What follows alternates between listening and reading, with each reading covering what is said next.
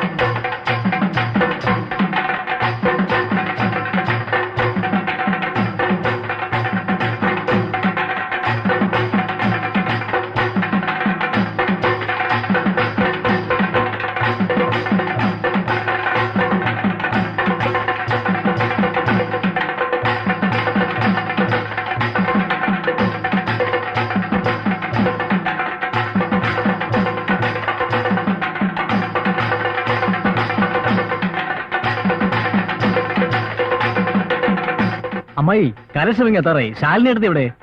ഈ പെണ്ണ് ശാലിനി, ശാലിനി.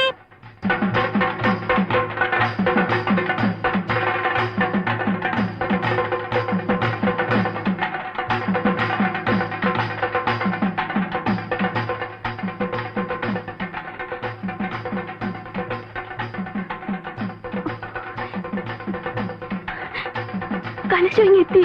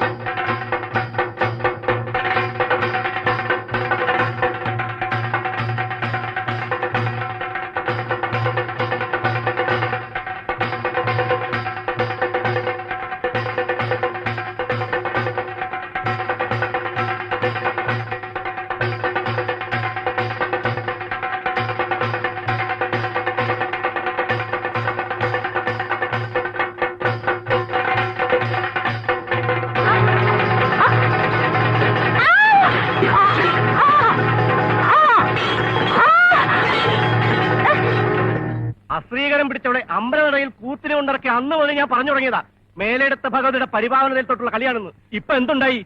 നശൂരം പിടിച്ചോണ്ട് വിരല് തൊട്ടപ്പോ തന്നെ കളി സാധിച്ചിട്ടായില്ലേ? പിന്നെ പിന്നെ തിരുമേനി എന്തെങ്കിലും ഒന്ന് പറയാ. പുരുഷാരം ക്ഷുഭിതമാകുമ്പോൾ സന്യാസി കൂടുതൽ നിശബ്ദനാവുകയല്ലേ ഭംഗി. എന്തിനും ഒരു പരിഹാര കർമ്മം ഉണ്ടാവില്ലേ തിരുമേനി? ആദ്യം ചെയ്യേണ്ടത് ആദ്യം ചെയ്യാ. കൂത്തുകാരെയും കൂട്ടരെയും പിടിച്ച് തലമുണ്ടനം ചെയ്ത് ചുണ്ണാമ്പ് വെച്ച് ചെണ്ട ഒട്ടിച്ച് പുഴ എടുക്കുക. അങ്ങനെ തന്നെ വേണം. കലശവശുദ്ധമാക്കി നാട് പിടിക്കാമെന്നുള്ള വിടരുത്. എന്നാലും ഒന്ന് കാണണം. നടക്കാതെ പറഞ്ഞ് ഒച്ച വയ്ക്കണ്ട. തെക്കുംപുറത്തെ അമ്പലപ്പറമ്പിൽ കയറിയാലേ കാലിയങ്ങൾ തല്ലി പിടിക്കും. കയ്യബദ്ധത്തിന്റെ പേരും പറഞ്ഞ് തെക്കമ്പുറത്തുകാരെ മുഴുവൻ അങ്ങ് തട്ടിക്കളയാമെന്നാണ് വടക്കമ്പുറത്തുകാരുടെ വിചാരമില്ലേ? ആ വിചാരം അങ്ങ് മച്ചിന്റെ വെളി വെച്ചിരുന്നാ മതി. തല്ലാനും കൊല്ലാനും ഒക്കെ ഞാൻ കഴിയോടാ. ഗീതയിൽ പറയുന്നുണ്ട്, ക്രോധാത് ഭവതി സമ്മോഹ. ക്രോധം നിമിത്തം കാര്യാകാര്യ വിവേകമില്ലായ്മ എന്ന സമ്മോഹം സംഭവിക്കുന്നു. ഇവിടെയും അത് തന്നെ സംഭവിച്ചിരിക്കുന്നു. അമ്മേ ഭഗവതി, എനിക്കൊന്നും പറയാൻ കഴിയുന്നില്ലല്ലോ.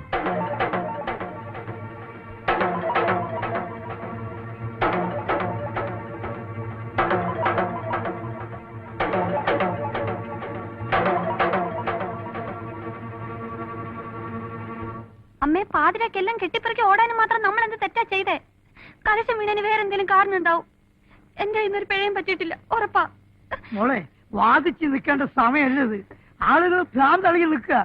അവരെ കൈ കിട്ടിയ കുഞ്ഞിനെ നമ്മൾ ആരും ബാക്കിയുണ്ടാവില്ല. ഭ്രാന്ത് ആളുകൾക്കല്ലേ, ദേവി നമ്മളെ രക്ഷിക്കും. ഞാൻ എന്താ ചെയ്യ എന്റെ ഭഗവതി? പേടിയുള്ളവർക്ക് പോകാം, നിൽക്കുന്നവർക്ക് നിൽക്കാം. എന്തായാലും ജയദേവൻ സാറല്ലാതെ ഞാനില്ല.